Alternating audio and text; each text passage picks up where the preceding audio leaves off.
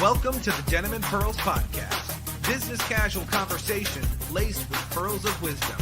Casual, authentic, unscripted dialogue about life, work, and entrepreneurship with the perfect blend of laughter and seriousness. Pull up a chair, kick back, and lean in as we welcome your hosts, Michelle Ross and Brian Swanson.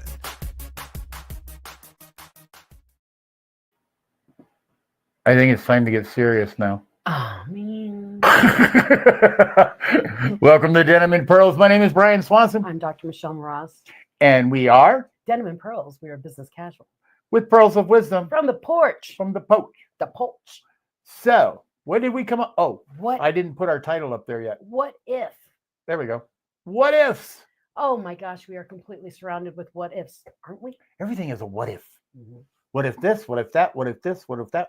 What if it fails? What if I fail? What if that does? What if great things happen? What if? That's where fear comes in. What's fear? Well, what if anything happens is a fear? Yeah, you know the acronym they made up?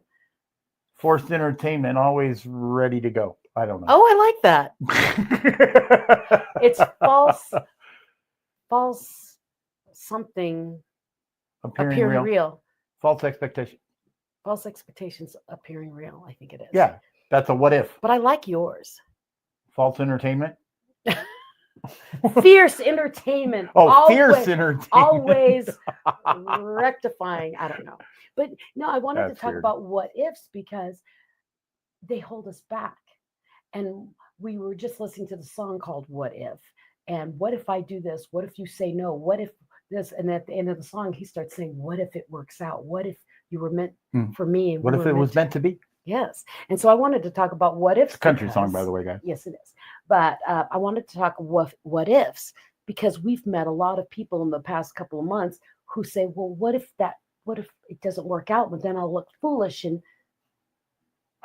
Well, I am traditionally a what if guy. no, you're a yeah, but guy. I'm a yeah, but I'm also a what if guy. In other words, I have a tendency to foreshadow things, not in a spiritual sense, but I have a tendency to foreshadow things and what the outcome can be. I was always taught for every action is a reaction. Mm-hmm. So I always try to predict the reaction to whatever comes about. Well, that's different than what ifs. That is A/B planning. That's okay. If this happens, then I'll do this. Then if Right. this happens, then I'll do this. But if this doesn't happen, then I'll do this. Those are positive what ifs. Right. And we can talk about both of them because so many people get locked in the what if of negative. And we want to discuss how you can flip your negative to the positives when you have those what ifs in your mind. I think it's temperament, attitude, perspective, morals, ethics, standards. I think all that plays into counteracting your what ifs. So basically, pull from your entire archive and find out what that what if truly means. Because what happens when we hear, but what if I fail? It's usually your ego saying, I don't want to look silly. And it's your fear. It's your fear of failure if you believe in failure, which I don't. But it's all of those kind of things all wrapped up into one little thing. And if you say, what if? Well, why not positive what if it? Yeah. What if it turns out to be the best thing ever? Or as I said last night, I was telling a group of people, what if you fall? Well, fall forward, don't fall backwards. I still didn't get the point of the tall guy, short guy thing. Oh, because when you fall forward, okay, if you fall forward and like I'm only 5 foot. If Yeah, I was fall actually forward, listening. I only land 5 feet further ahead if I get back up. But the 7 foot guy that was there, if he falls forward, he's another 2 feet ahead of me. So go ahead, fall forward because you're going to get up and be further ahead than you were. So with that being said, the taller you are, the better your chances of success in a faster motion.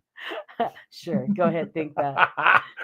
But that's the John Max wrote a book about falling forward, or Right. he says failing forward. Failing And forward. in Yeah. his story is in his book, it's not, you're not failing if you're learning, if you get back up and learn from what you just fell from. You can move forward. So your what ifs become negligible because you've learned from whatever fall you had. I'm game. Okay, nice show. Nice show. No. Don't forget to like and share. No, but I wanted to be able to play. We want to play with this in our business lives and our personal lives, because in our businesses, just like aging, I was talking about aging earlier, you have to slightly adjust. In your business also ages. So which way do we want to talk? Well, if we talk about business, my partner and I, my previous partner and I, had a radio show. Well, we didn't know whether it was going to succeed or what it was going to do, but we gave it a year. So sometimes especially in business, it's a matter of trying something out to see if it's going to succeed or fail. It's just like any business, honestly, you should have an exit plan. What happens if the business doesn't work? What happens if the business does work? When am I going to, that's part of your business plan. So if it's not working in a certain amount of time, it's time to scrap it and come up with a new idea if you want to continue to be an entrepreneur. Whereas if it succeeds, what am I going to sell it for? Is it going to be a family business? Is it just something I'm out to make a profit for? So there's where your business plan comes in. Do you have a to CRM? Take care of some of those? Well, that takes care of some of those what ifs. Now, the process of making it successful, there are tools such as CRMs that you can manage. Huh? I'm talking about long term. When you're trying to leave a business, you sell your CRM. Oh yeah, you can. If you're collecting data, that's another tool. But the original purpose of putting together an original plan to look at when you put together a business plan, is it going to succeed? If it's going to succeed, then what? So there's a lot of if-then statements, just like in computers. If you're a computer nerd, if you're not a computer nerd, or went to. Yeah, if-then statements are very helpful in life and business, because you need to say, right, if I get sick for an extended amount of time, or heaven forbid I pass away, what happens to my business? What happens to my employees? What happens to my supply chain that is on automatic? And the only way it can stop it is if I say so. But if I'm no longer capable of saying stop, what happens? How does it stop? So you have to get those kind of what ifs in place. I remember working with a lot of nonprofit boards. And one of the biggest things that nonprofit boards forget to do is succession planning for when the lead person is no longer there. Oh, definitely. I mean, succession plans it's not always a matter of if they leave the job. Sometimes it's a matter of honest to goodness, if they die. Yeah. So like with the nonprofit, or get a divorce and the nonprofit I have in my mind was church run, and our pastor knew all the connections. He knew all the people. He was the one who made all the calls. Everyone knew him and didn't know the rest of the board. So when he passed away, everything disappeared because no one else could take his place. Right. That is lack of a succession plan. And so in your business, what do you have in place? Now, in regular life, in your personal life, that's what wills are. That's what estate planning is for. What if you are the money person in the house? You're the one where everything goes to. And if it wasn't for you working or your ability to bring in more funds to your home, what if you get sick? What if you pass away? What if? Right. Those are what you need to be thinking about, because as we're in entrepreneur world, we just keep running. Yeah, no kidding. We're looking forward so much that we don't even think about what if I'm not here.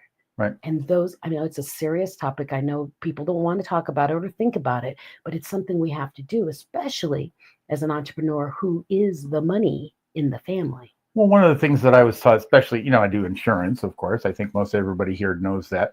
I do life insurance and investments. And one of the things when it comes to life insurance, one of the examples that they always gave us, which I always thought was kind of cool, if you had a toaster sitting on your counter, and every month on the first of the month or every 2 weeks, it popped up $1,000 or $2,000. Okay. I like that toaster. I like that toaster too. I want one. Okay. So let's say it's $5,000 income every first of the month. That toaster just miraculously does it. Would you insure that toaster? Oh, heck yeah. would you make sure that if that toaster went wrong, something went wrong with it, you could fix it? Or if it got totally damaged for some reason, would you want to make sure that it was taken care of? Well, it's the same way with our income. It's the same way with us as people, as human beings. Who's the breadwinner in the family? Are they creating, they your toaster? Are they popping up $5,000 a month? So in order to keep that $5,000 a month coming in, you should insure that toaster to guarantee that if that toaster breaks or that husband or that spouse passes away, you still have $5,000 a month coming in. Or in my case, when I was a stay-at-home mom and only worked very, very on call, basically, my income wasn't high. So I was like, oh, we don't need to do insurance on me. And my husband said, we have young kids. What if you got sick or you passed away, what you do at home is very expensive. I'd have to get a babysitter that was there full time. I'd have to get someone who can run our kids back and forth to things. I couldn't do it with my job. Right. So we need to insure you because what you bring to the household is higher than what you think. So he wrote down everything I did and said, this is how much it would cost for a full-time nanny. This is what's going to cost for someone to be driving back and forth. This is what's going to cost for someone to be there for when appliances break. I mean, all these things. And he wrote them all down. And he went, this is your worth monetarily. Mm-hmm. And that's not even including being the mom. Yeah, that's not worth your, equal love, Yeah. That's just your financial financial worth. So you have to think about things like that because although they're difficult, no matter where you are in the family, you're all toasters with money that pop out of you in some way, shape, or form. And you need to make sure that they're covered. Same with your business. Well, the same goes with your business. Especially if you're in a partnership, a lot of times they key man insurance is what they call it. Yep. So if your partner passes away unexpectedly, what amount of work are they doing? What is their contribution? What is their monetary contribution to the business? What is their time contribution to it? Because you're going to have to replace them possibly when the time comes, or if the time comes. The other thing, there's other things that you can do too, as far as plan Bs, if that person, I just recently seen it, if somebody goes through a nasty divorce and no longer can be your partner, okay? So how do you overcome that in order to keep the company running? So there's all kinds of things to think about. Some of them are really simple. So if the guy dies, you have insurance on him. The company actually pays for that. It doesn't matter whether you're an LLC or what you are. You can have the company pay for life insurance on the other persons. And what I just realized is we're talking about insurance. We are. And think about it. Most people, you even have pet insurance so that when your dog or cat or gerbil or bird gets sick, you can afford to get them fixed again so that they can come back and be part of the household. You're doing the same thing for yourself, your business partner, and your family. Right. Well, when we get into pet insurance, I get in there and I get the queasies because I just think it's the most ridiculous thing because we shouldn't be paying those kind of prices anyway. But that takes us over on a whole nother thing. Yeah, don't even go there. It's just, when it comes to insurances, there's some I see are really viable. There's some that it's like, why am I paying this? Because if you had every insurance on you for all of the what ifs, you wouldn't have anything to spend on food. Yeah. The cat, the dog, the house, the car, the life insurance, oh my gosh, it just gets crazy. The house insurance, the insurance, flood insurance, or in Colorado, your cell phone insurance. We're like way the heck up in the mountains, but we still have to have flood insurance because snow melts. Well, yeah, I mean, it's crazy. There's an insurance for anything, almost anything and everything. In fact, I think it is now, especially once they added in pet insurance and burial insurance for your pets. And oh, wow, it's crazy. That's a whole nother conversation. Insurance alone for humans, remember, you have to be buried eventually. we all go there. And which is part of estate planning. So at least have that. Where are you going to go? Because a lot of this are transplants. We live here in Colorado. I'm not originally from here. I also have military options. So do I get buried in a cemetery? Do I here? Do I go back home? Or Do I get cremated and go back home? There's all these options, but if you and let me tell you from experience, if you pre-plan all of this stuff, especially if you've got kids and older kids, that they're going to be responsible for you. If you pre-plan this with insurance and pre-planning at a funeral home or something like that, for the kids, it's the most amazing thing. Yeah. One, you can pay for it over time. Make life simpler. Two, you can choose what you want. Now the kids might come along and modify it a little bit, but yeah, but you've made a base for them. Exactly. And then when they walk in the door, they don't have to worry about literally the brothers and sisters sitting down at a round table inside the funeral home going, and the funeral director going, how are you going to pay for this? And everybody hands in a credit card.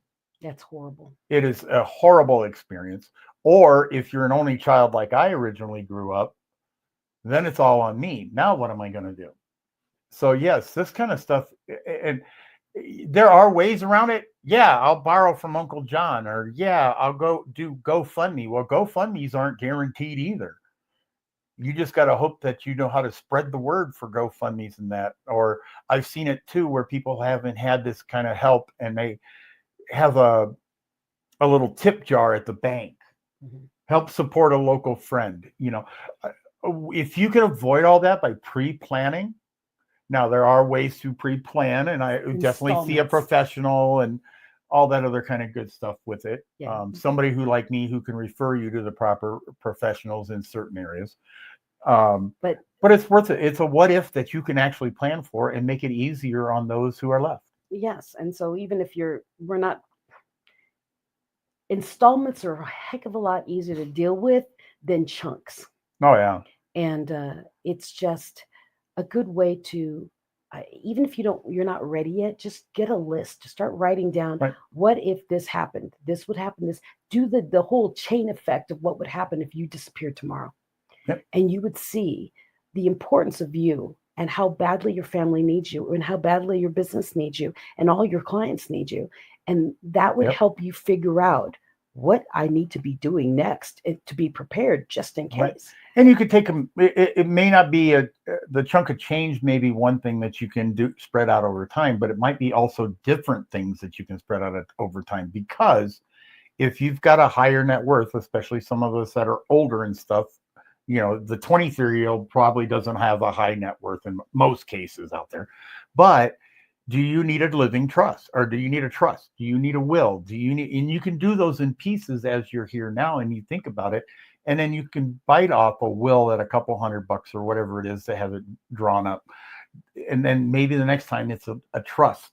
Maybe the next time it's this or that. And you can do this in pieces, parts. Or you go to the cemetery and you go, okay, what kind of casket do I want? Do I want the Cadillac or do I want the pine box? And then you pay for it, and then you pay for it over time going forward. So you do that in your personal life, you do it in your business life. But business life. Start with a list, because you will see.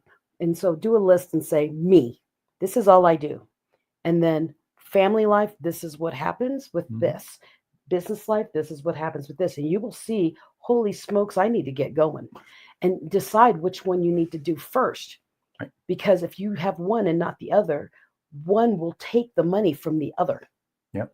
So you need to make sure that they're kind of balanced so that your family isn't left hanging like, oh, you know, dad did this and now he's gone, but now we have to take care of all of his business expenses because he didn't have insurance.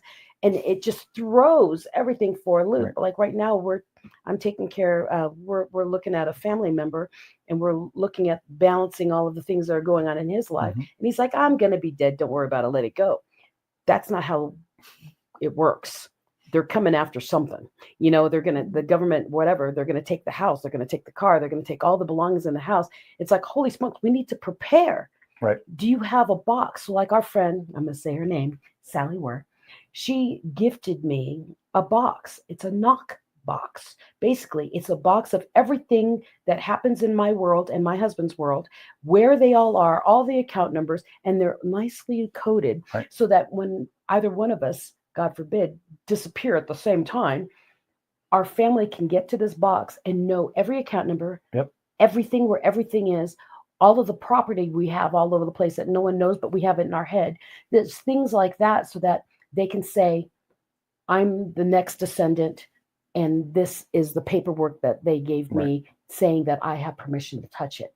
Because, oh my gosh. Right. So there's plenty of ways and plenty of professionals out there. Get somebody you know, like, and trust, or have somebody refer somebody they know, like, and trust in order to take care of a lot of these things. Sometimes it's a matter of a conversation and just be able to put your ducks in a row and figure out what's going to happen. But I want to get off of death. Yes. Let's get away from death. That's the big what if. That's the huge what if. It's prepping for what's going to happen when you're gone or your partner's gone. Let's get to the smaller what ifs. What if? The ones that stop us from moving on our day-to-day desires and goals. Well, I'm thinking, I've been working on some graphics for marketing here recently. What if the color of the logo is green? What does that mean? What if the color of the logo is yellow or red? These are little what ifs. And sometimes you can experiment with them. Sometimes you can look up, what does the color green mean? From just, what does it mean? It means you're going to spend more money. It represents this. Red is aggressive. And there's all these different meanings of it. So if you're designing a logo or want to redesign your logo, think about those what if I change the color? What if I change the font? What does it say? These are little what ifs that can make a big difference. Whether it's your logo or whether it's something an advertisement you put in I was going to say newspaper, in the social media. What if I post something that's on my social media that's political? What's that going to mean? What if I post something that's non-political? What if I answer somebody? There's a lot of what ifs in our life from day to day, and especially when it comes to marketing and advertising. And oh goodness, I could just go on for days with this one. You have. I did go on for days. But that's I'm just getting started. But that's the thing is, don't let the what ifs hold you back. I want you to evaluate what if you don't and what if you do, and say what for both of the what ifs, do and don't. What's the worst thing that's going to happen? Mm-hmm.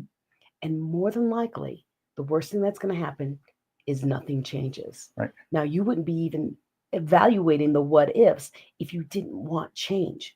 So you might as well do it. Well, I also have to add into there, because part of what ifs is everything, is not just logic. There's a lot of logic what ifs, but there's also a lot of emotional what ifs. Oh, they're all types. Which I put in that book that I'm in now. Yes. That made me an international author. Art of Connection. Yes, the Art of Connection. I put in there about how did you decide to live your life? Do you decide to live your life off of emotion or logic? Well, what if I live it off of emotion? Your answer could be very, very different than what if I lived it off of logic? And think about all of the decisions you made as a child, a teenager. Okay. They're all the things that got you here. Yes. But you think about the emotional what ifs as a teenager. Well, what if I ask, what if, in your case, what if I ask Susie out for a date? What if she turns me down? Then go ask Joan. But as a teenager, we would fret and ponder and cry and be miserable, because what if they asked me out and they asked out so and so now I'm all alone. No, you have other options. There's other people out there. Mm-hmm. They weren't meant for you. But what I'm trying to get to is the decisions that had you hung up and emotional and freaked out when you were a teenager. How do they apply now? And a lot of times they still do. Sometimes I would say sometimes they still do. You may not be making date what ifs, but I hope not if you're married. With my case, I was dating my husband in high school. My big what if was, he's my best friend. What if we get in a fight and we never speak again? And if I originally did what my first thought was do not date him, because then I'll lose him as a friend. He's a friend asset. He was a friend asset. And so I had to get through that and say emotionally, I couldn't make the decision. Logically made a decision of, he will stay my friend even though we're dating. And we made a deal. If something happened while we were dating that we got mad at each other dating, we would go back to being friends. and we wouldn't hold whatever happened against each other. Yeah, well, it's a good thing it worked out because you never know how that answer is going to turn out. I know we've been together for 43 years. So, I mean, it could still be a what if. We could still change. But the thing is think about the things that held you up when you were younger. How important are they now? And they're really not as important as they were then. So the things that you're doing now that are holding you up, I want you to evaluate in 5 years from now, how important are they going to be? Are they going to life change you, or do they really not matter? So evaluate logically. Don't use emotion. Emotion will get you messed up because our minds play games with the emotions. So use logical systems. If you're a list person, do lists. If you have to draw them out and put like checkers for all the good things and all the bad things, go ahead, do that. That's what I call the Ben Franklin close. What's that? The Ben Franklin close is you take a piece of paper, you draw a line down the middle. On the left-hand side, you put all the good things of whatever your question mark is. And then on the right side, you put all the bad things. Whichever list is longer is the list that you go with. So if it's all bad, it's time to get rid of it. I decided how to shut down a business just because of it, because it was a really difficult decision. But my list of bad was like 15 items, where my list of good was 1. Now you also have to look at that 1 and go, does that outweigh all of this or not? Or does Nope. Well, and then break out the good and find out how that spider web goes out. Mm-hmm. And if that gets bigger than the bad, then okay. Yeah. Especially if you're a logical person or an OCD person, it really helps. The structural person, it helps make that decision. So what ifs, we deal with them every day. Sometimes, especially right now, a lot of people are very emotional, and their what ifs are taking over emotionally for all of their decisions, and they will regret these what if decisions, emotional decisions, 2 years, 3 years down the line. So big believer in lists, especially when you're in an emotional state, because I see so many people on Facebook doing, this is going to happen, and this is happening, and this is terrible, and they're telling us all the terrible things that are happening. And all I ever want to write, and I don't do it, is find the good. Then realize, do I really need to panic, or am I blowing this out of proportion? Right? Most of the time, we blow most things out of proportion. That's why I say stay out of the emotional That's state. our human nature, is to blow things out of proportion. Our human nature is to go emotional and blow it out of proportion. And we're almost done here, but there's also things like if you're short on cash. That's terrifying. It's scary. What if I go to this event for networking? What if I go to this event to have dinner? What do I spend the gas to get there? Do I not spend the gas to get there? Should I save it for an event that's coming up at the end of the week? Those are what ifs that I really hate getting into, but they're there. It's and even someone with the economy today. What if I buy eggs? What if I don't buy eggs? Okay. How do I stretch the egg? Yeah. Well, spaghetti sauce bread. Is the easiest one to spread. Stop baking.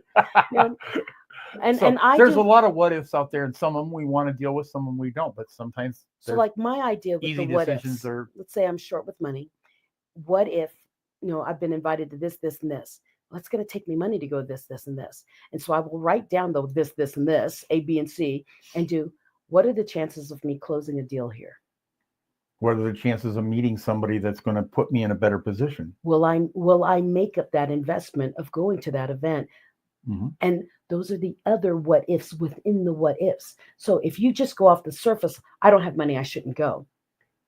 In that room that you didn't go to, your opportunity may have been to get out of your debt in that room. Right. So weigh it out. Look at who's supposed to be attending. What are the chances of, is there any time to interact so I can meet people? Will I have an opportunity to talk to anybody? How do I find out what people do? Are they going to have name tags? I mean, seriously, I'm not joking about this.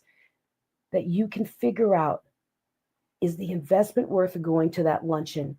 Well, there's going to be this person. They're in my demographic of what I sell. I'm going. But in other words, network with a purpose. Network with purpose. You should always network with purpose. And wow, I hate to get into this subject, or drag on this subject, but if you go to a networking group and you go in there and it's not giving you a return on your investment, even if you're spending $14 for lunch, which is typical, if you're spending $14 for lunch and you're walking away every week for the last 6 weeks with no business, you really need to, what if I don't go? What if I find a different group? You need to ask these kind of questions. And sometimes those questions are hard. The answers are hard, but sometimes those hard answers are the best answers. One door closes, another door opens. I mean, what if? And my thing is, as a speaker, as a trainer, I would go to a lot of networking groups. And in my old mentality was, I don't know why I'm here. I will not get business here. There's nothing here. And then what I was doing is I was meeting people and doing, oh, but you're part of another organization. Yes. Well, do they need a speaker? Do they need coaching? And I would get business from places where I wouldn't get business because of the outside connections. All about connection, connecting, engaging for real, not the surface. I'm an insurance salesman, right? I would not. Gee whiz, thanks. I would not have talked to Brian at an event for insurance. If he said I'm an insurance man, I would do, well, I've got that taken care of. Would never talk to him. But then the older, wiser me listened to his pitch, listened to the way he talked, and I watched how he interacted with people and went, there's something about him that will connect me to somebody else. Mm-hmm. You see? Yep. It's not necessarily the surface. Especially when you run 12 networking groups. Well, I didn't know that. But that was my thing is you got to watch when you're in networking groups because there's opportunity. What if that person knows someone who needs you? Yep. So keep those in mind. So remember, what ifs are not black and white. What ifs are a lot of grays and some shadows, all other colors. And I will actually, with that, and one of my biggest pet peeves are some people believe in there's only black and there's only white. Yeah. I'm sorry. I can have this argument all day long. Not everything is black, not everything is white. There's so much gray and a lot of different directions that you can go. Once you get to the final destination, yes, it can be black or it can be white. But getting there, pick your path, pick your poison. Make lists. Whatever. Make your list, whatever the case may be. Make There's lots of lists. good information in this show, by the way. Make lists. Stay out of the emotional state, especially when you're making big decisions, okay? Lists are your friend. It'll get you from one side of your brain, the emotional side, to the logical side. Make lists. So with that. This has been, you know what? This has actually been quite remarkably lots of pearls. Yeah, lots of pearls of wisdom in this. I mean, a lot. You could probably take this into a high school class and break it down and analyze each and every piece of it and still have 3 years worth of curriculum just in one show. Yeah, there's so much. I've just seen so many what if things happening around people where they're stuck. Mm-hmm. It's like, move, make your list. Don't let it stick you so long that you lose your opportunity. Opportunities do pass. So make your list, make decisions. Don't sit on the what if for too long because someone else made the decision already on that what if. I got a final what if. What? What if you just happen to like and share and somebody else in your circle saw it and it saved their life? It changed their life. Saved their business. It saved their business. What if you liked and shared? How much would they like you? And then when something else happens in their life and they do, you know what? So-and-so shared this with me and they thought I was important enough in their life. I'm going to come to them and ask them, what is that? That is my timer. Oh, okay. I have a special timer. My name today is Dr. Michelle Maras. I'm Brian Swanson. We are Denim and Pearls. We are business casual. With pearls of wisdom. From the porch. Please share this Pearls of Wisdom because there's a whole heck of a lot of them in this one today. This one was a good one. Yeah.